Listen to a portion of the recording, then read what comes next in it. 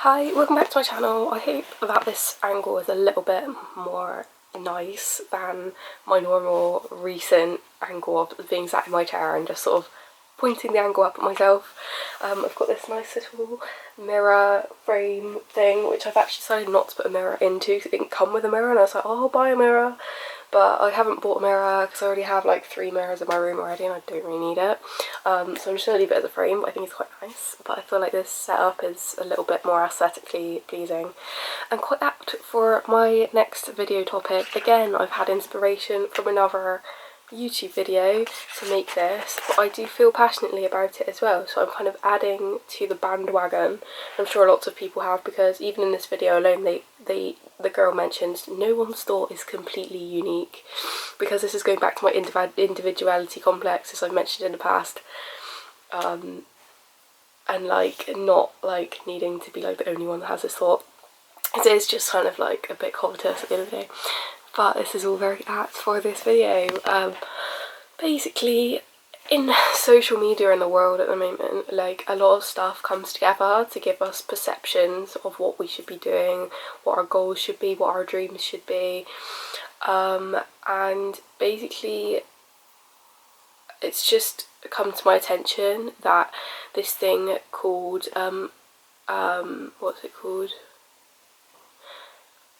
value capture. This girl talked about value capture, which basically encapsulates the idea that in like companies and stuff that want money will give us this basic idea, this product, basically forcing products in the way of our actual own needs. So it's kind of a way to trick us into thinking that we need their product for a need we have. So if our goal is to exercise, you might get a Fitbit to help you out, because I think people are a little bit more intelligent over, you know, things like that at the moment, that like diets aren't needed and stuff. I think the world's kind of hopefully become more knowledgeable about how certain diets aren't always necessary, apart from if you have like certain needs or whatever. I'm not going to comment on all like that stuff, but I feel like you might get a Fitbit, but then your goal might change from being healthy and wanting to have more endorphins and feel generally more healthy and interactive with your body and like just healthier, live on higher vibrations, blah blah blah, to I need to fill my daily steps, or like I need to like eat certain foods to sort of like, you know, fill my goals and stuff like that. So basically they take motivation from you, because it takes that motivation away to have a healthy life and have healthy exercise, and you're giving that motivation away to a company while you use their product, basically, because you kind of get that instant gratification that comes with, oh, I've got a Fitbit now, I've achieved my goal, now all I need to do is change my... And I think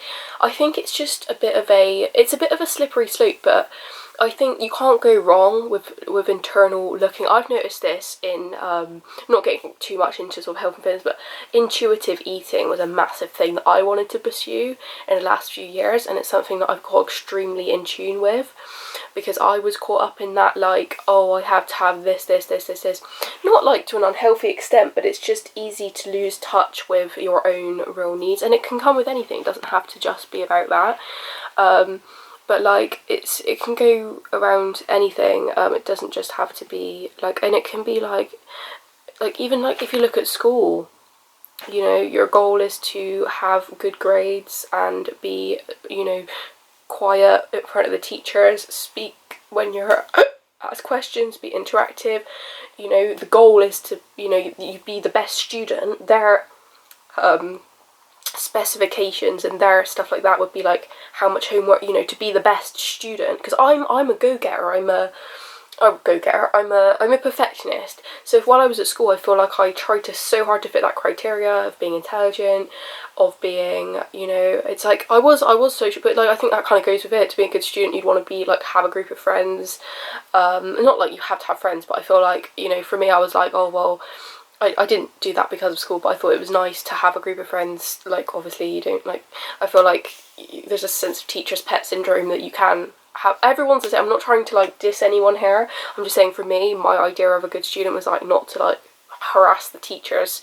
Not that anyone really would, but like I thought like having a good relationship with my friends, and like, you know, and not to say like these values aren't good in context, but it's understanding for me as well that like I've had mental health issues because I pushed myself so far into that realm of I need to be, and I'm not blaming schools for this solely at all, because I know from my own perspective that I had a lot of shit going on, my own mental health passed aside, but I do feel like it's so, I'm just trying to detach from my old self and move to the new as much as I can, and change my values and understand my own value systems, and not the and distinguish my own value systems from the value systems that were pushed at me through my experiences and people. And I always say this, I'm very much a believer of you go through your life in the way you're supposed to. God has a plan.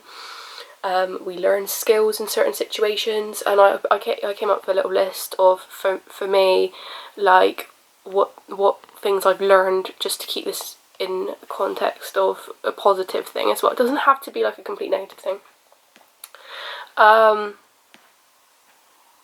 yeah, like for example, in like, yeah, some stuff you can build. So when I had my mental health issues, I went in a service that valued resilience, and then I took that resilience into the school that I was doing at the time, but that was like about, for me, coping with stress and like perseverance in the subject I was doing, even though I didn't actually like it that much. But I feel like a lot of people have that sense in A level that you just don't really want to do it, but you like, oh well, get me a certain place or get me into uni or whatever. That was my experience anyway. And then when I went into support work, it was the same thing, but then also dealing with challenging behaviour. But then I got into bad relationships that had challenging behaviour, but that wasn't really in my job description to handle that challenging behaviour, but I was able to do it because I had my, I'm not saying go from, but it can backfire, if you know what I mean. Just as it backfired for me, maybe being in school, going into like a job, you're learning a whole host of different skills, and skills that you have aren't relevant for that job. So I can even think I'm a bit of a, I've got to do everything on the dot kind of person, and I feel like maybe some of the skills and maybe mind frames I went into support work with maybe weren't completely ideal for someone that's been working there 10 plus years. But anyway, we all go through our life stages, and basically the idea of value capture as well basically talks about this thing called a value collapse, which you can eventually get when you basically take on the ideas that are fabricated and sold to us by companies, narrow your own goals rather than looking into yourself about the goals that you aspire to have. You'll basically look to external sources for your goals and the way to pursue them, but then you narrow your actual life, you narrow the way you can do it. So you might think, oh, today like I'm a bit bored, I might like, you know, I mean, I don't want to like entangle myself into more value, what's it called, value collapse, but like, you know, it's I'm trying to, I can't really think of an example, but loosely put, you narrow your path, and then you cut off experiences, and then you have a value collapse, because it's even so easy to do, like for anything. And yeah, it's I did want to say as well, it's easy to get a bit of perspective through talking to other people about certain things. Like you might like parents are good to talk to about certain stuff, and friends and blah blah blah. But they're also going to impose certain beliefs upon you that you don't want to do and stuff. And it's just very tricky. But anyway, I always think everything's a transaction, so they might push certain things on you, but you might also get certain things out of them. So, and it's just easy as well to associate your dignity with certain aspects of yourself that come from certain fabrications of like values. What was that word called that I said? Value capture. Yeah, it's easy to to put your dignity onto, for example, like the YouTube algorithm, or like, which is fine, because I heard this, like, obviously not for me because I'm a very small channel, and I think I have kind of evolved past that point of like, oh, I need to be like blah blah, because it's just a very, I think with my past as well, it's just a very downward spiral kind of approach if you start to look at stuff like that. I'm okay not doing that, but I think, but like, it's a fleeting feeling if you associate your dignity with, like, for example, the YouTube algorithm, and like basically you start like devaluing, comparing yourself. It can be just like a really dark cycle, and just like basically she came up with this idea of like having a fuzzy idea of like certain things in life, because I feel like in A-level art, right, which I did do, I always thought it was kind of annoying, because I don't know whether this actually came from the teachers or it came from other people in the class, but I always felt like everything, because you had to just sit there for a 3-hour stint, and like I always think creativity, and it's so hard to, like, you can't just go to school and be like, oh, whenever I feel creative I can just go do this, apart from in school when you can go to like a music room or whatever, which I did used to do at times in school, not gonna lie.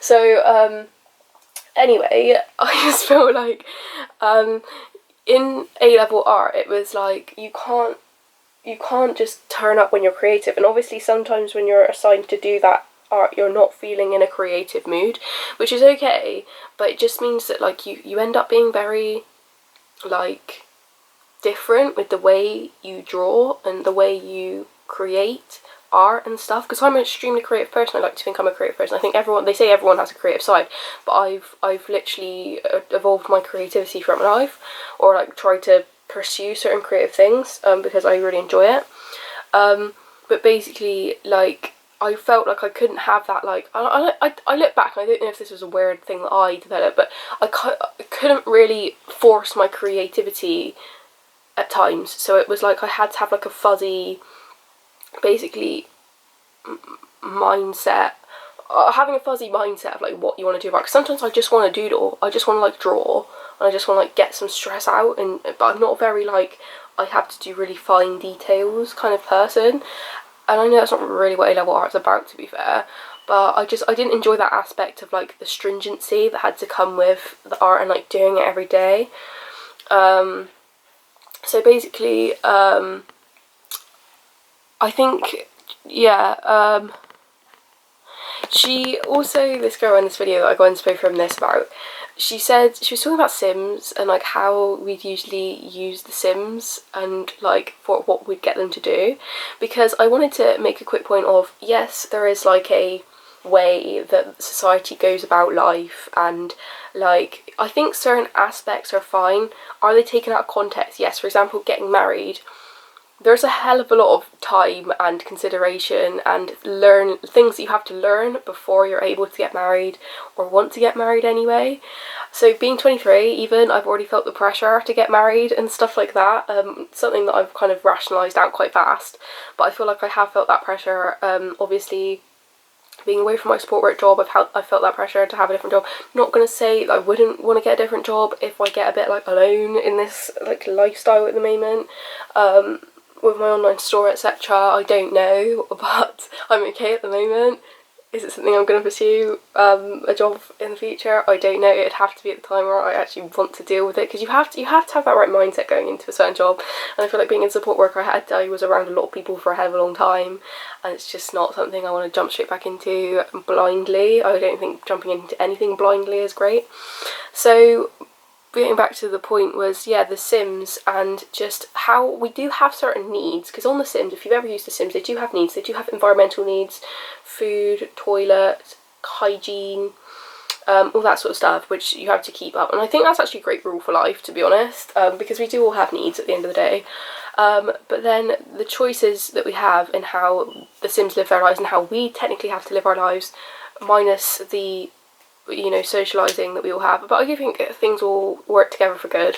So I'm not saying like just completely, you know, ignore and try and reject societal systems completely. Sometimes it's just about subconsciously questioning certain things and not getting yourself into like a loophole of crap, and maybe just reprogramming certain things about yourself and evolving and adapting through life is something that I've come to notice. But it's so hard, even especially like through school, if you've done something for so many years, it's hard then to break that cycle, but then it's still possible, you know what I mean? So basically, yeah, just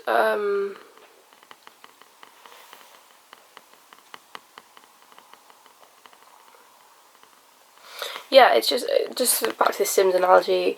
Would you kill all your Sims? Dark, but like, would you, like, you know, make them have loads of, like, you know, woo-woos, if you like. I didn't want to make it like too explicit. That's what they call it in Sims, woo-woos, with your boyfriend or husband. Would you just build a huge mansion and like get married, or would you make loads of little friends and have little house parties? Or, because I'm even thinking myself, like, I've always said, like, I'm not much of a like big group. I've always been like a small, like a more intimate with my friends kind of person, whereas I know even my own brother is someone that likes to have lots and lots and lots and lots and lots of friends, and just like, not like lots and lots, but have like a big group of friends and have like a lot of house parties. They're like, if I, like, obviously I wouldn't be, but if I was ever in that sort of a situation, I've been to house parties in the past, but it's not something that I aspire from my inner core to do straight away. I always think new experiences are always going to be good and healthy, as long as it's something that you want to do, or that you decide that you, yeah, like, sometimes you might not have that initial I need to do it right now, but it's always good to try things. I'm not saying like I've never like gone to any parties, but I know from a very young age my brother was someone that used to want to go to lots of parties and stuff like that, whereas it wasn't really something that I was too like bothered about. I used to hang out with my friends, don't be wrong. I'd go to the occasional party, but it's like, I know for a fact my brother and his friendship group used to have a lot of parties, and it's just not something I was ever too keen on. And yeah, it's, what was I on about? So yeah, I think I'm kind of digressing slightly. So it's just about, like, I think society doesn't always value certain things that should be valued, or something that you might want to value, or that I'm learning to value more. Because I think society is very much, unfortunately, and by society is a very diverse thing, but I think the things that are pushed, you know, it could even just be subconsciously internalized by other people. They're unhappy in a job, or they're doing a job that they seem to be doing, and you can either internalize that, or you can internalize their frustration about the fact they don't want to be doing that. But from my own perspective, I've noticed that you can never tell what people's motives are, and if they're doing a job, they most likely do want to be doing it, or if they don't want to be doing it, they're okay doing it. Okay, so they're not like, you know, in utter distress, not wanting to do it. It's not for you to jump in and save them, you know what I mean? Obviously, just wanted to put that out there, that like a lot of people do want to be being in situations that they're in, otherwise they change it themselves, that you can't change anyone. Basically, yeah, like, I just feel like things like, and I don't want to just copy word for word like what this girl said in this video,